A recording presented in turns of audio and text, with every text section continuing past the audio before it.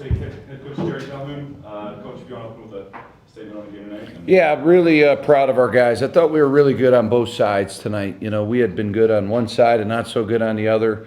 I think our fans really deserve this. The crowds have been great. Our student section's been incredible. So we want to play not only well for ourselves, right, our players, but all of these fans and all of Cache Valley. And, you know, we talked about that for 6 days. We hadn't played well in the building. It really was our defense. So we wanted to get back to guarding, deflecting the ball, stealing the ball, and just sharing it, making the right play over and over. It's a game of muscle memory. To have 27 assists, that's pretty incredible. And that's really what we talk with our guys about is we over me. It's pretty simple in our program. Put others first, and that's what they did tonight. Come out with a lot of full court press, get a lot of success from that. How important is that, especially for games like this against slower teams, that you can speed them up with that change of pace? Yeah, I mean, you know, Howard and Manny, they have a lot of say in the defense, but sometimes as a head coach, you got to you got to run the ship, right? And I really believe I worked for one of the best defensive coaches ever, in Bob Huggins. You know, he kind of invented Press Virginia. There's a reason why I went to the Final Four, multiple Sweet 16s. We were going to go inline to inline tonight.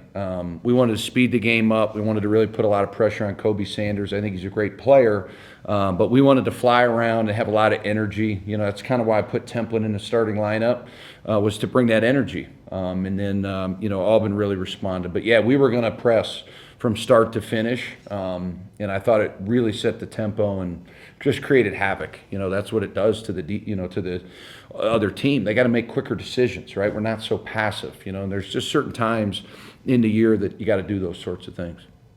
To get 90 points off of a team that wants to slow it down. Yep. Like you said, you have to be really happy with it. Yeah, I mean, Steve, you know, that's his style, and that everybody has their own style, right? Like, it's just not who we're going to be. We're going to play fast. We're going to score. We're going to shoot threes. And, you know, Steve's won a ton of games. I mean, you know, he's a heck of a coach. Respect the heck out of him. You know, Con Smith had some great stories about Steve the last couple of days when he came to practice, how, you know, him and Coach Knight, just hilarious stories. And Steve and I joked about that before the game. But we just wanted to play faster than them tonight. And in order to do that, you got a defensive rebound and you got to press. And I thought we were able to do both of those things tonight.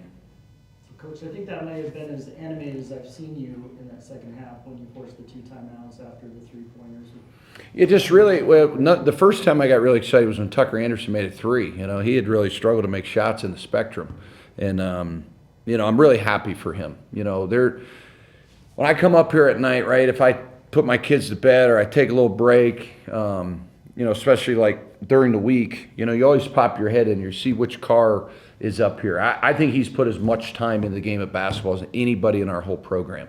Cannot tell you how many times I've seen his car out here. So to see him make shots it was a good thing, because I think him and Akano and our point guard play could be the difference, right? From a league title, making a tournament, Sweet 16, whatever the case may be, whatever, you know, this story's going to be for this team, those kids are a big part of it. So to see a kid have that night, make some threes, I was really happy for him. His mom's coming, I think, next Saturday, which will be the first time she's been inside the spectrum, which I think will be good for him.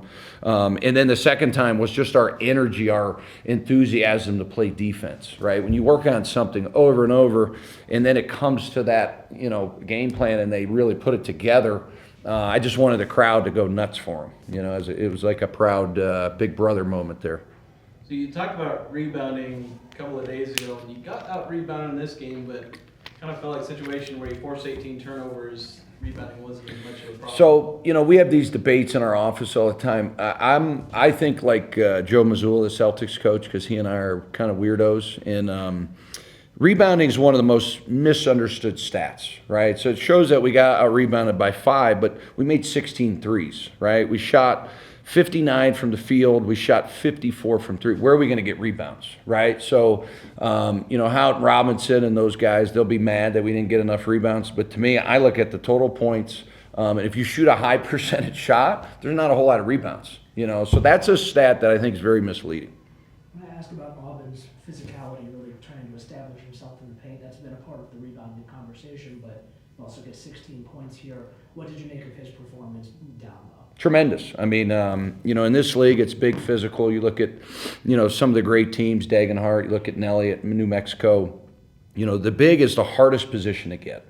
in college basketball, right? Because quite honestly, they cost a lot of money. And, you know, with Auburn, you know, you have to get him upset. He's such a nice kid in general. Like he's like one of the nicest human beings I've ever met. So sometimes I'll go up to him and joke with him and say, hey, did you hear Nevada talking bad about Belgium or talking bad about this or that? And he laughs, but he knows what I'm trying to do, right? Or Coach Alford was talking smack. Their bigs are going to come in here and dominate you. We have that type of relationship, you know, but the greatest teacher is the bench. You know, Coach Huggins and guys I work for, Coach Massimino, my college coach, should be in the Hall of Fame, used to say the greatest teacher is the bench. You know, Stu Morrill used to say, I have the playing time right in my pocket, right? And kids know that, right? So he knows we were not happy with his performance the last 5 games. So he came out like he had a hair on fire, right? And just went, he rolled, he caught every ball, and he really ate up a lot of space in the paint. And he was a beast.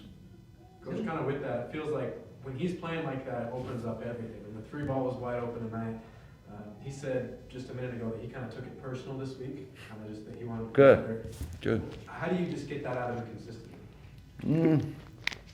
You know, what was kind of funny was Josh, he works with our team with Athletes in Action. He's doing a really good job with our guys. He gives, you know, talks to our players quite a bit, does some pregame stuff for us. I was pretty hard on him on Saturday, right? Like it was a very hard, demanding 2 hours and 20 minutes. I wanted to send a message going into the off day, and 4 or 5 of the guys said exactly what we needed. Most guys would never say that, right? Guys that are used to losing, guys think the coach is picking on them. We don't have that in this program. We have a lot of winning DNA. We got to get a couple guys to get it going. But, you know, Mason at one point on Saturday said, we're not going anywhere, right? Until we get this drill done, we're not leaving. Right? And that's real leadership. That's peer-to-peer leadership. That's the strongest leadership you can have. And it was a really good practice, which led to a great week, you know. Seems like everything you were wanting to focus on in this game, you know, forcing turnovers, being physical, seemed like everything you wanted the team responded about as well as they could have. Just how proud are you of the team? I mean, very happy. You know, unfortunately can't sleep tonight because it's a 2-day turnaround. But if we had an off day, I would sleep really good tonight. But you can't. Shooting real quick, as an offensive coach, when you have a guy like that who's just a microwave, he just gets going and heats up so quick, how does that change the way that you can call plays when you know that Ian's rolling and he just needs the ball? Yeah, well, the one time he got mad because I took him out, it was like 16-40. You know, I'm trying to be strategic in our subs. You know, right before medias, I try to get him and Mason out. Very similar to some NBA patterns. So, like, sub patterns are really important. Lineup data kind of tells you when to do that. But as far as like him getting shots, you just gotta create advantages for him. And I thought a couple times he created his own advantage, like off the bounce, great changes pace. He was in his zone, and it was, you know, his teammates were just like, give him the ball. And then it was funny because then Dex got it going, and then Tuck got it going, and Ian was like, no, I'm not taking Tuck out, coach. Take Dex out because Tuck's got it going. And that's what type of culture we have here, and that's, you know, that's why it's a special place right now. All right, thanks, guys.